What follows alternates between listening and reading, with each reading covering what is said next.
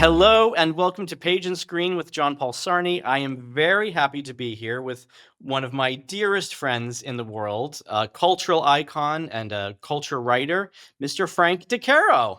I'm taking that from Cher. She said she's an international icon, and so I'm just saying that's my job title too. But I That is think your job title. she I is mean, better at it though. I have to say, I'm much less international. Although thanks to you, I am international. So thank you for letting me that's be. right, exactly. And I think on your newest book, which is about disco, you use very similar colors to Cher's book cover. Have you noticed that? No, but I love I had nothing to do with the design of the cover other than picking the photo that is on there, but they made it happen for me.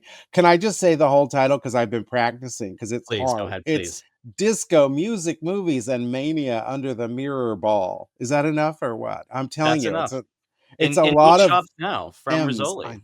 Even in Paris, I saw someone sent me a picture. There's a disco exhibit called "I'm Coming Out," L'Expo Disco, and this disco expo, and and there was my book on the on the flats there, like being sold and in France, and I was I was very excited. I was like, Paris, baby! Now, if only I could go visit the book there, would be nice. But I oh know what well. you should do. Well, we are here today because you've already come on to promote the book, and if people want to listen to that episode, they should go back and you talk all about the book, which is wonderful. But today we are talking about summer entertainments. We're talking about summer cultures, all the things that we're going to be doing, all the movies and books and television shows that you and I are going to get our little fingers on. And I have to tell you, Frank, I have never been so ill prepared for a podcast recording because when I know it's you, I'm like, oh, you just pull the string and Frank just goes. So Yeah, but is that a plus? Let's ask ourselves. Ask my husband. Is that a plus? He may tell you it's not. It is not the gift that keeps on giving the way you think it would be.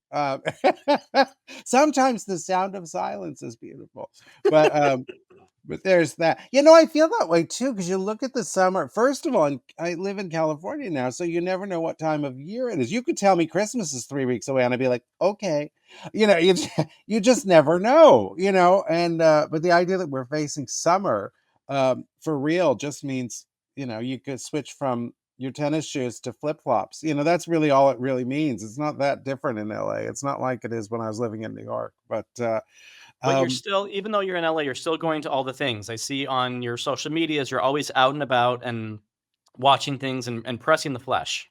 I do believe in that. See, but the problem is my husband believes in it more, and he's very like, we didn't move to LA so that you could sit home and watch television. And I was like, but there's an old movie on, leave me alone. And but no, so we have to keep going to things, but just good because it gets you to shave every couple days and and bathe every day, and it keeps you from becoming completely feral. So there is that. But yeah, we went to Pride yesterday in West Hollywood, and we went to a dinner party in Hollywood that was for a friend's birthday at a restaurant that has lots of celebs. So that was really fun. Yeah, we do go out a lot. So Well, that's good. And I think that also, we're going to talk about some movies here in a minute. I think that summertime is the one time of year when all the big movies come out that people feel like even now when we have, all the streaming and whatever, people need to get in the car, go to an air conditioned movie theater, have a big thing of popcorn and watch a big blockbuster capital M movie. it's true. I mean, I've watched I remember one of the Star Wars movies I hadn't seen, I watched on a plane. So it was really like watching a postage stamp version of the universe, but it's not the best way to look at it. If it holds up that way, it says a lot about the movie. And this whatever movie that was, I did it did hold up. But yeah, some of these movies you need to see communally, and hopefully you'll get a well-behaved audience, which is really the crapshoot always. But if you go, you got to see it. In one of those IMAX screens that makes me nauseated. I'm always like, it's almost like going to Universal Studios, you know, reality rides and getting sick to your stomach. It's sort of like it's a little much, Yeah, for me at this age. But you got you to might go. I hurt your mean, neck.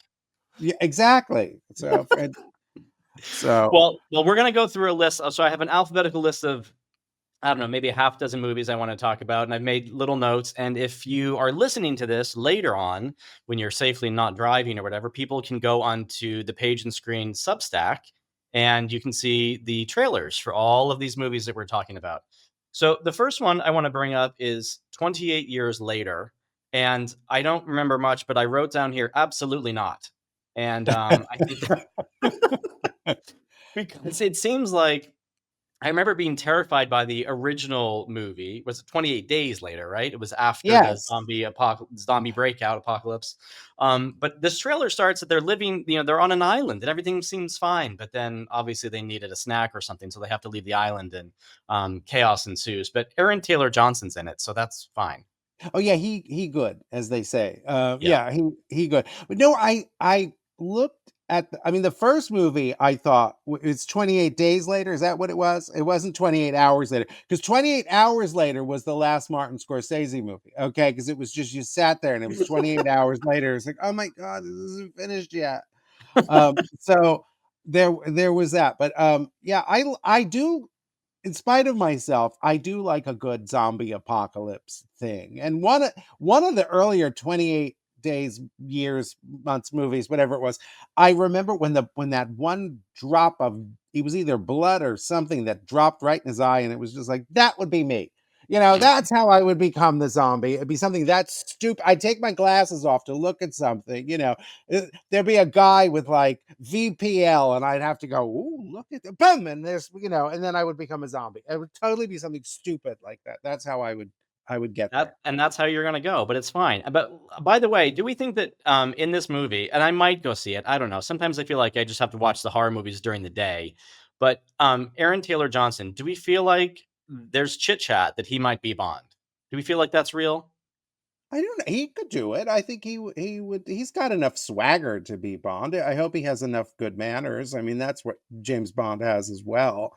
But surprisingly, I don't think anyone would meet me or even hear this voice and think, "Oh, I'll bet he loves James Bond movies." But I do love James Bond movies, so I am eagerly awaiting the choice of who the next Bond will be.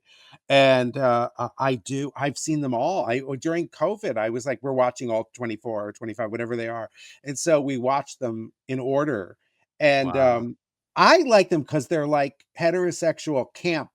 They're because they are. I mean, it's almost like Because I straight mean, people need camp too. straight people need camp. No, I look at it, and I think you look at some of the names. I mean, it's like Pussy Galore. That's a drag queen name, and yet it's like this gorgeous woman, and he's such a sexist pig, and you kind of, he's almost a drag king in a way. He's so out there with all the masculine tropes. So I am a big fan, and also I love that the villain always lives in like this great modernist house that you'd want to live in with a lot of poured concrete, and a fountain, maybe with an alligator in it or something. But they And a circular drive. yeah, and they're kind of chic. So the villains are chic, and the women have drag queen names, and the men have swagger. I love James Bond movies. I just think they're the best. So And they also have the great cars, which takes us to our next item on the list here, the F1, the movie. How do we feel about F1, the movie? Are we going to be going to see that? Is that not I in our? don't know. The last car movie I saw was The Love Bug, and I was about 6 years old. I mean, I don't ever, I've never seen a Fast and the Furious movie, and I know that makes me a bad person, but I don't really care. But I've Yeah. never I don't I take it back. There was some movie. Was there a Ferrari movie? I think I saw that one actually Oh, recently. yeah, with Yeah, with Lady Gaga and Adam uh, Driver. yeah, maybe that was the one. That's probably because she was in it or something. But yeah, there's always some, they'll get me in with some gay thing. They'll just that bait that they'll get me in. But yeah, I don't know. Cars, I never understand. I don't understand auto racing because I just was like, you drive real fast around a track. I don't I guess if it was like we're gonna drive to from Paris to Istanbul, I'd be like, "Ooh, that's interesting," and what snacks are you getting on the way? A travel log is more my speed than a high speed thing, and I drive in the right lane, and I kind of always have. So it's fast driving is lost on me. I'm very like, you know, Yeah, gra- and it's I gonna make truly me. Granny and Tweety, remember she'd sit like that? That's sort of, where Granny would sit like that. I've been like that since I was about 30, so it's you can't go by me with the Yeah, and fast. I know that it's gonna make me claustrophobic and it's gonna be loud. So I'm like, "Oh, you gotta probably bring, like, the earplugs." You have to have the earplugs in the cinema and 'cause it's gonna be very, very loud. It could probably, and then Patty LuPone will complain because she'll be at the next movie, in the next theater, and It's too it'll be a soon for her quiet taste. adult drama, and she'll be very upset about that and come over and complain about the movie. Oh Lord. All right. Well, here's one that I'm actually really looking forward to because I feel like I came up with this franchise. So Jurassic World Rebirth I with know. Scarlett Johansson, Jonathan Bailey, and Mahershala Ali. I think the second trailer looks really good. The first trailer, I was like, oh, it's another movie, but now it looks good and scary, and people are very excited about Jonathan Bailey with his glasses. So I mean, there's reasons for people to go. I know. I have to say, I was watching the trailer of that a lot. I was watching the trailers for a lot of these summer movies, but that one in particular, I thought summer is tough on a lot of people. Like, if you know, but if you're average looking, your big worry is, oh my God, can I show myself in a bathing suit in public? That's your big worry for the summer.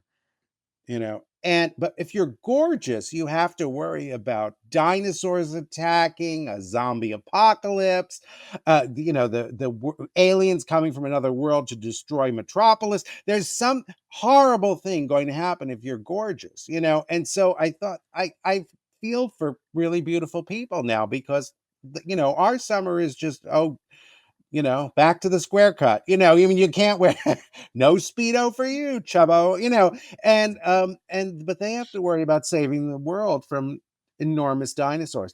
I have to say that trailer though for the new movie looks really, Jurassic-y. It's very Yeah, it's looks really exciting. But I always love these movies because you think, oh, what bad could happen? I mean, because they have to sort of be that way in the beginning. There'll be that one person, the one wise ass character who'll probably get eaten first is like, oh yeah, this is a great idea. Let's continue with this. And then they'll get eaten. And then the gorgeous people will have to save the world from these awful things. Remember when just a shark was scary, like a real normal great white shark was yeah. terrifying. Now you're like, well, it's bigger than the boat, and it's prehistoric, and it's gonna eat you. And it's like, okay, Yeah.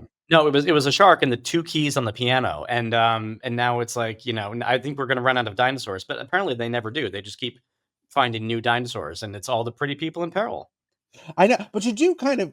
Wouldn't you make a dinosaur if you could? I'm excited. You hear these. Hey, they're bringing back woolly mammoths. It's like, oh, good. I want to see one. Build-A-Bear. Build a bit. Well, and it's like, can you give him a haircut? In a woolly mammoth, what do you think? I wonder if they can get a haircut. Maybe you can give like a poodle cut to a woolly mammoth and see what that looks like. You could, if you domesticate a woolly mammoth, you could sort of humiliate it with a haircut and things. I think that would be an interesting thing. But it'd be nice to see them use science for good, like bringing dinosaurs back as opposed to curing diseases or something, and creating vaccines that have kept us alive. Why worry about that when you I can make know. dinosaurs? Everyone's gonna be fine. We just have to Yes. survive the zombies. But speaking of Metropolis, there's also Superman, and now we've just gone back to the original title. It's just Superman, right? And so this is James Gunn, and I don't know if it's me or what. I cried when I watched this trailer. It was very It's you. emotional for me. It's you. No, anyway, just you. So no, it is. I get this feeling of like, what a mess they're making of Metropolis. Look at stop that. They're knocking things over, and they're just, but he is so pretty. And Mrs. Maisel is his date, I guess, from what I can gather. It's, so now who's the lead guy? What's his name? Oh, I knew you were gonna ask me that, and now I'm gonna have to type into my box. But the funny thing is, when these movies are announced, I'm like, oh, I'm gonna go follow this person on Instagram now, and then of course the names just escape me. So let's just type it in because Yeah, I try not to clickety clack while I'm doing the podcast, but Amy Poehler does it, so it's probably fine. David Cornsweet. I'll bet.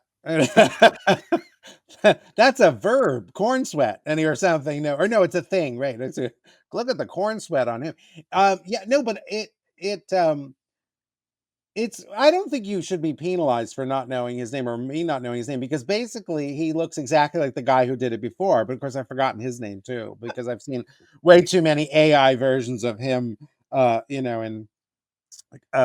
compromising positions on the internet, but um they all kind of look the same. It's like they should just call him Christopher Reeve 3, because it just would be easier than trying to remember who the, or maybe 5 at this point. But Well, the graphics on the trailer remind me of Superman 3. Remember Superman 3 where like they got stuck in that big machine and people are being like electrocuted and like absorbing into the machine? Do you remember this that one? I I don't know. That's before Richard Pryor showed up, right? That was the one, or I that think was I think he was in okay. for the Quest for Peace or Yes. something. Yeah. Yeah, that was not so good. I like the one with the punk rockers that show up from outer space. I thought that was the best one. Yeah. Zod and Grodd, or someone named Todd. I don't know what. No, it was Zod. Zod was his name. That was Well, it. this one I didn't count, but there's a ton of villains. I think they're all villains in this trailer. So I don't know. It must be maybe it's they all come on a ferry boat or something. There's a lot of They people. do.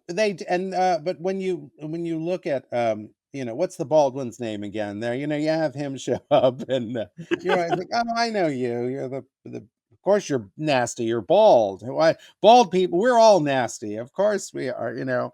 So but this is what getting okay. 20 years ago, I could have told you the name of the tiniest villain, and now I'm sitting here and I can't for the life of me. And I'm sure the listeners are going, "You moron, his name is," and fill in the blank. But I'm but I'm just, I didn't know the name of the actor, I'd have known the name of the character, I'd have known what Well, they were in remind me, are before. you do you love the world of like comic books and things? I know you were on a podcast just the other day talking about how you collect stuff, like physical things, I but I can't like remember what it Yes. is.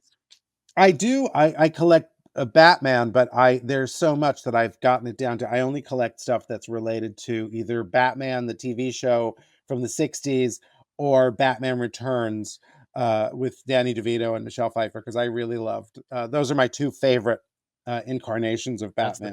That's the best one actually, I Yeah, think. it is the best movie. Yeah, and I like this new series that if people haven't seen yet, they shouldn't sleep on. Batman Caped Crusader, which is on Amazon Prime. It's really quite good. It's very film noir looking, and I've been watching that as well. So that was dropped last year, and then I guess maybe later this year we're going to get a season 2 of it. But it's fun, and so I like that a lot. So I would tell people, yeah, you got to go see this. So I will make a note. Well, let's see what else. We got 3 more movies to talk about, and then we're gonna come to books. So, I Know What You Did Last Summer. Again, going back to the original title. you do not know what I did. You better not know. Who blabbed? No. Anyway, I sorry. made it 34 seconds into this trailer, and I was like, "Nope, I can't do." Someone got like pierced with something and then sucked back into a wall. And I was like, "Nope, I'm not doing it." I live with someone who doesn't like horror movies, so I never make the time to see them, but I do get a charge out of it. Especially if it's good-looking young people. I laugh and laugh as an old fart. I was just like, "Good for you. Go and ha Yes, ha," everyone. It's like yeah. a Noxzema commercial. It looks great. That's Well, true. I what never thought about about that. I love it. Did you see that movie? Oh my god, it was just like a Noxzema commercial. Oh, it was perfect. Goodness. I love it. except until the blood comes, but it exfoliates. So, what about the Fantastic Four First Steps with Pedro Pascal and some other people? Poor poor Pedro has to deal with everybody. I look at that house. It's another one with, like, you look at the house and you're like, "Oh my god, I want to go live with the Fantastic Four." I'll be in the I want to sort of be the Coco from Golden Girls, the gay cook that they got rid of after the pilot. I want to be their Coco and go live with them, and make when because the I like the thing. I have I don't usually like guys who are that bulky. I was like, I have bulky down. I don't need another one. You know, the mattress doesn't need another one. But the thing I have the hots for, and I would just like to watch him eat, because I assume being that big, he eats a lot. And that would make me happy to cook something and be like, "You want more?" And I could go give him more. That would really work for me. But and I just I could I could I think Johnny Human Torch needs a little sass, because he's flaming. So it's like, you could just get him to be real on fire. I think that would, you could coach him a little bit. But no, I think it looks like fun. And I do like a superhero movie that's a little bit lighter. I feel like it's always the fate of the entire species now. There's never some crazy person who wants to rob all the banks in Gotham City anymore. You know, it's really got to be the world is at stake.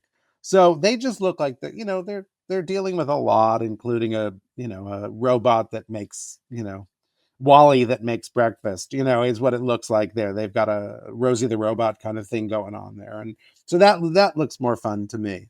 But Yeah, I think that they yeah. all these movies, they need to be escapist because, the news these days is so dire. This is what we need Hollywood for, is to let us escape a little bit. Oh my god, Um, yeah, and they're long. Usually they're a little bit long in the summer, so you stay in the air conditioning and you're in this other world, and hopefully you forget your problems completely, and then you come out and you're like, okay, this is I had a little mini vacation there. I do think that's why we like it, and I also think all the things, so many of the things we're talking about are sequels or reimaginings. There is a nostalgia factor there too, which is very uh comforting for people as well, I think. well, I And mean, the last one is, I think it's a remake, The Roses, it looks like the which War of the Roses, right? I mean, isn't that what it's supposed to be? That movie, the War of the Roses. That's what it looks like.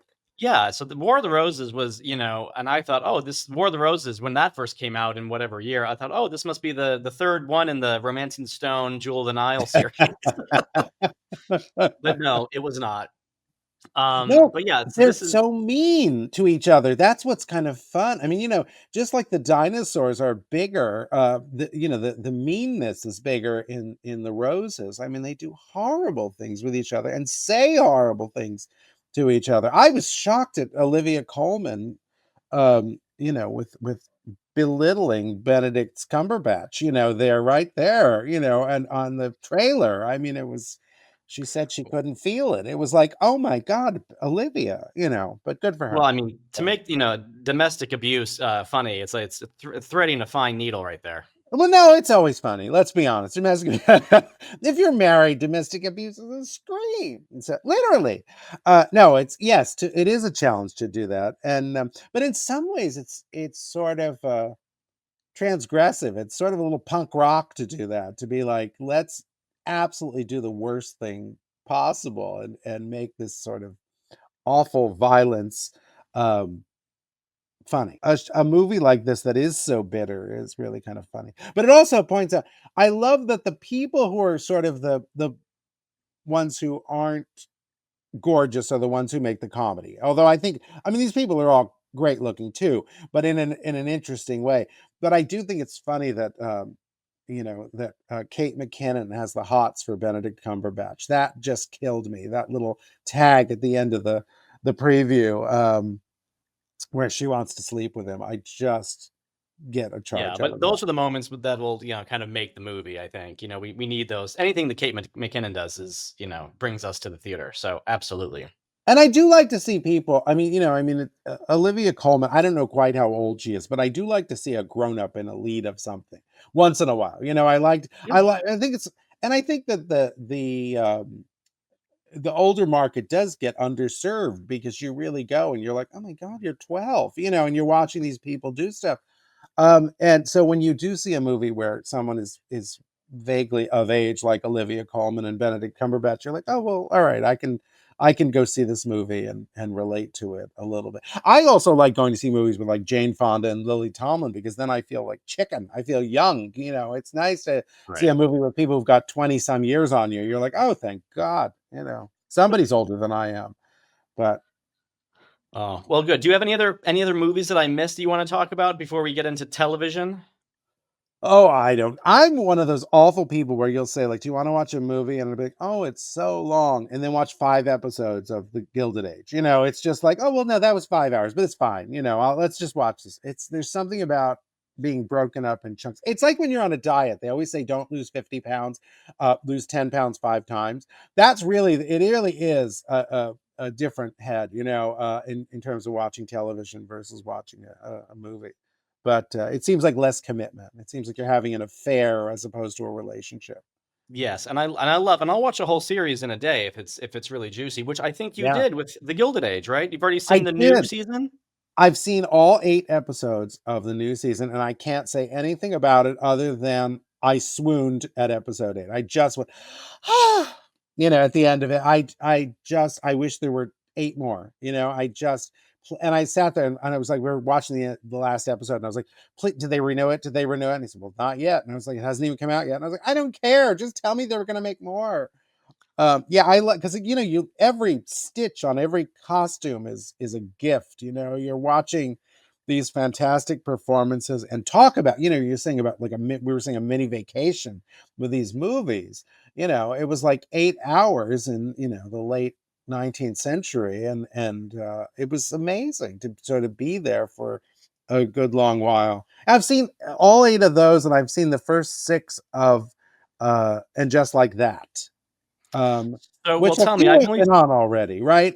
One or two has been on already, I guess. only I think at this point only 1 or 2, but, I mean, the only thing I can think of is that big hat that Carrie Bradshaw was wearing through the park when she was like, it was filled with, I don't know, it was helium? I don't know what was in there. It was strawberry shortcake was the realness is what she was serving. Yes, it was definitely strawberry shortcake realness. It was like, what are you dressed as? That was, I mean, what's the sartorial equivalent of jumping the shark? I mean, that was just, it was just like, what the hell are you dressed as? And even your friends, come on, your friends would totally go back inside. What the hell is, even you can't pull this off. You look stupid, but nobody says that in the world of, and Just Like That. My husband thinks, and Just Like That, just like Sex in the City, he says it's just like, pizza. It's like good pizza is wonderful and bad pizza is still pretty good. So, and I think that that's the way he just likes spending time with all of those women. I have a little bit less patience with all of them, but then I talk back to the television, so it's fine. It gives me, I have another sport from watching it. And but yeah, it's, you never think you would ever side with heterosexual men, and yet you do in this show. You just, you watch and you're just like, oh dude, just go, go to the piers, go find a guy to get you off, and just leave these broads behind. They're just the most annoying bunch of people. But oh well. But we love them, But they're kind of, at this point, they're like old friends, where you sort of, you go out with them and you have a little bit of fun, and then you leave and you go home and you go, why the hell am I friends with them still? Why did I not drop them in the 80s? It's like, enough already.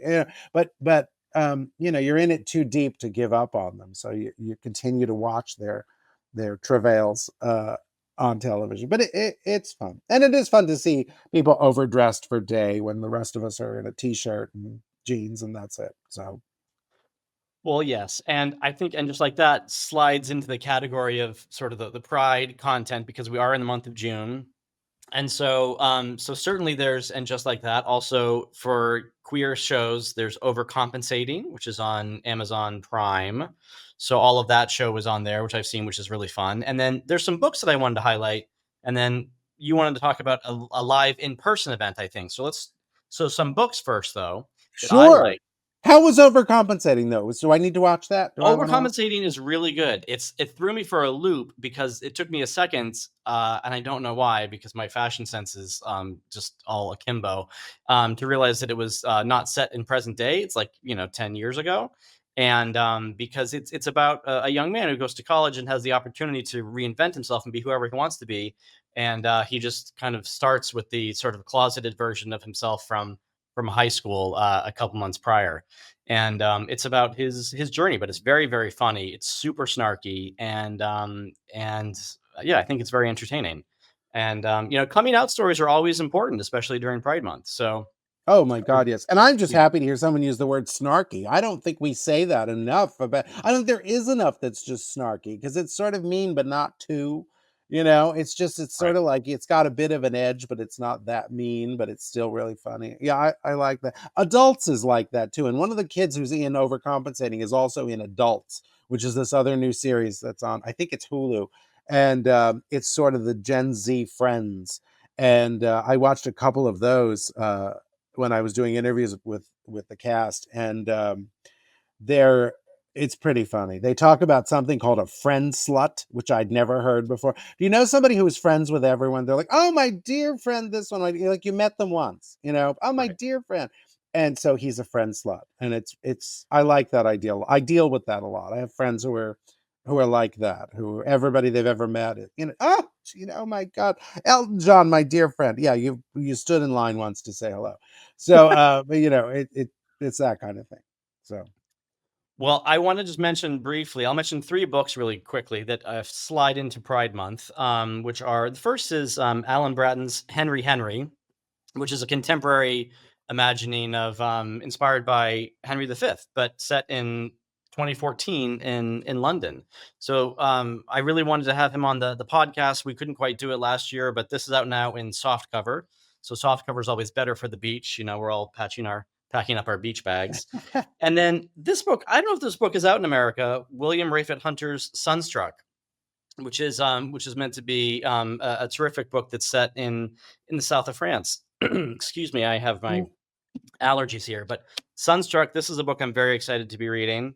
And then lastly, someone who I had on the podcast recently, Brian Selznick's Run Away with Me. So Brian Selznick, who wrote Hugo Cabaret, and this is his new book that has all of his beautiful illustrations, but it's about two boys falling in love when they're 16 in Rome. And oh, yeah, it's a really, really lovely book. And so this is on all the Pride tables now. I was So gonna say it's like you look at these, um, and it's how you take a trip to Rome, in for 24.95, or and as opposed to 10 times that, and or 100 times that. It's for people who don't read, you're always like, oh no, you must read. It is the greatest thing ever. And oh my God, I've been reading the same book for months, and it's a wonderful biography of Elaine May, the filmmaker and comedian, and oh yeah. um and it's called Miss May Does Not Exist, and I'm enjoying it, but I'm taking forever. I'm just not making enough time to read. But always have books stacked up. My advice to everyone is, there's a Japanese word for if you buy books you'll never get to read because you have too many. Yeah. And I love that because they don't look at it as a bad thing. They look at it as a sign of intellectual curiosity or hoarding. That's my husband says. It's like it's No, either with books, intellectual it's not curiosity hoarding. or hoarding. Oh, No. it might be, as I have stacks behind me of hundreds, 100 celebrity memoirs from the last 20 years, and I'll get to these, I swear. I But know. I know. There's so many. Well, lastly, though, before I let you go, you have some Pride stuff going on that I think is IRL, isn't it? yeah, yes, it's Earl. I'm very excited about this. We have been tasked with being the co-founders of a new thing called Pride Live Hollywood, and it is a month-long arts festival in venues around Hollywood, California. Some pretty glamorous ones too.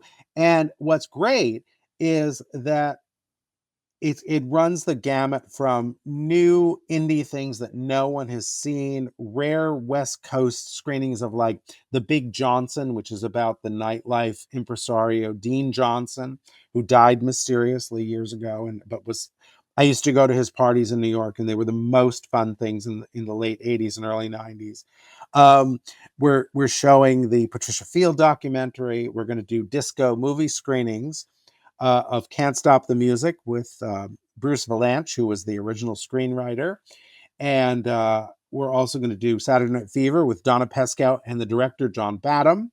And we're doing a Golden Girls was it 40th anniversary of the Golden Girls, and we're going to show something there that will blow people's minds, and I can't say anything about what it is because we've all been sworn to secrecy, but people will go out of their minds. Super fans anyway will go out of their minds. We're doing a Nothing with tribute the to Golden Palace, though. Just Golden Girls, no Golden just Palace. Golden Girls. Yes, no, it's no, Golden Palace is still the cousin we don't talk about. It's don't talk about cousin Henry. Don't talk about him. But we're also doing a tribute to Norman Lear and all the queer content in his stuff.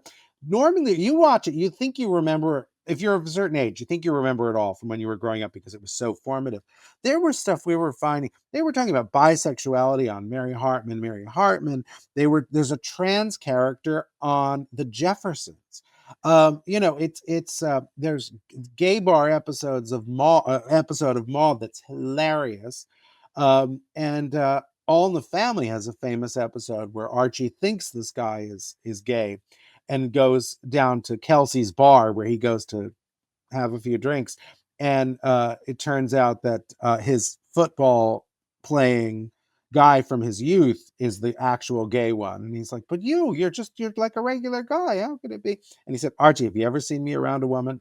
And then the guy beats him in arm wrestling. So it's very funny, and but he's always had gay characters, and he also had a Laverne Cox series that was posthumous. So, and he's got a show about gays in the military that hasn't premiered on Netflix yet. So even after Oh, death, he's still got gay stuff with his name on it, and so we owe him a debt, and we want to pay it back a little bit. So it's those kinds of fun things. But the disco party is going to be on the roof of the W Hotel, so we're going to watch Saturday Night Fever and then dance, to on the roof. So that'll be a lot of fun. So we're keeping busy all month long. wow. So are you going to be at all these events? If people come, will you be at every event? Yes. Good. And Yes, I will. where can people find all the information? If they go to pridelivehollywood.com, Pride Live Hollywood, and of course follow me at Frank DeCaro Show, because I'm constantly posting about everything I do and I'm doing and working on. So I think people will get a kick out of it, and it's fun also because it's a nice mix of stuff young people should know about and old people new things that people should know about. Right. That's been my real cause these days. It's like I want young people to learn their history, and I want old people to keep up. I don't think either is acceptable. I don't think you can say I did my thing, I don't need to pay attention anymore. It's like, you know what, if you are not listening to Chapel Roan, I don't care how old you are, if you're going through Pride Month and Pink Pony Club is not on your rotating list, you're missing the boat, and it's inspiring. You don't think after a certain age you can be inspired by a 27-year-old non-binary singer, or whatever, however they identify. But I wrote a thing recently and I said, and if it's a little off color, but I'll repeat it. My message to old people is learning new pronouns is hard, but so is fisting, and look how well you did with that. Okay, so it really is like you can do anything if you try. So don't give me this, I'm too old to learn this. No, you're not too old to learn anything. You're just too stubborn to learn anything. So get over it and you marry and start, go see Oh Mary, go. Not everything happened, I always say lots of stuff happened since Judy Garland played Carnegie Hall. So keep up, people, keep up. So there's that. But also I think young people, and that happened before I was born. Everything interesting happened before I was born, and I'm twice your age. It's like, come on. It's like some of you, I'm 3 times your age. It's like, it's like everything interesting already happened. So go and learn stuff, So if that sounds like I'm talking out of both sides of my mouth, maybe I am, but I do No, think that's it's a fine. You're message. allowed, Frank. We'll let it Thank pass. you. It's a big mouth, so I can talk out of both sides. But no, I do think it's like when anyone is like, I never heard of that. It's like, you have YouTube. You can watch anything. You know, anything you've ever been curious about, you can look up the actual footage. It's like, so stop being lazy and go learn a thing. And Yeah. when you meet a 20-something watching a black and white movie that was made 100 years ago, you're like, I love you. I want to go over and kiss them on the forehead and go, thank you. Yeah.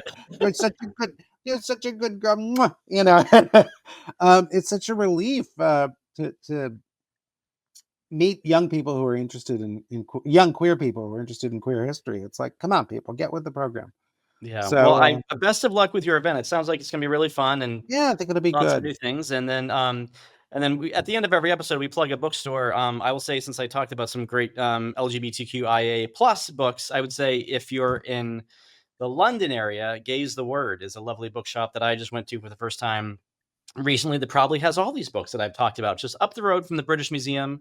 And then otherwise, there's plenty of wonderful places all around the US. So check I them was going out. to I say hope everyone was it Book Soup in LA. Book Soup Book is Soup in helping us LA. out. We love Book Soup. They're Yeah. going to sell books at our authors panel that we're doing. So hooray for Book Soup. So we love them here in LA. Excellent. Excellent. Well, I hope everyone has a good summer. Read a lot, watch a lot, listen to everything. And don't fall off the rooftop of the W Hotel, like that character from Sex and No, the City. and don't and if you're leaving Jurassic Island or whatever they call it, don't let the shark fall, that giant whale shark thing follow you. Okay, don't just say you go back like you would with a dog. Like go home and make it turn around and go back, because otherwise it'll eat Otherwise, Hoboken. there's just another movie to watch later. That's fine. Yes. No, they'll just eat Hoboken, and then what'll we do? It'll just be bad. I don't know. Anyway, but yeah, happy viewing, everybody, and stay intellectually curious and be intellectually curious and wear sunscreen. That's good. It's an important thing. All the Um, things. yeah, that's important. So I Yeah. think you're the best. I know I always hark back to this, but one day he came in and he was like, "Oh, look," and he just says, "Do you want this?" And he handed me when the DVD first came out of Mahogany with Diana Ross. He's like, "Here, you can have this." And so JP gave me that, and Jess was like, "I love you." That's when you. That was when you sealed the deal, when you handed me Mahogany on disc. I was like, "Here, do you want this?" And I was like, yes. It really was. It was like a whole plate of brownies or chocolate chip cookies or whatever. I just was like, look what you've given me. It's by Diana Ross, and she's Those were the pretty. good old days at Sirius XM radio, and we would compare our mail and just be jealous because, I got the advanced CDs of something or Lord knows what else. A lot of people at that station were comparing their mail, if you know what I mean. It was terrible. It was a lot. That's for another show. That's a gossipy show. That'll So be the Christmas episode. We'll have to do that later. exactly. It's all All right, about Frank. packages. Yes, All that'll about be about packages and packages. packaging. Yes. Frank DeCaro, thank you so much for spending some time with me. I hope you have a wonderful summer, and I will see you back here. Happy Pride. Happy Pride.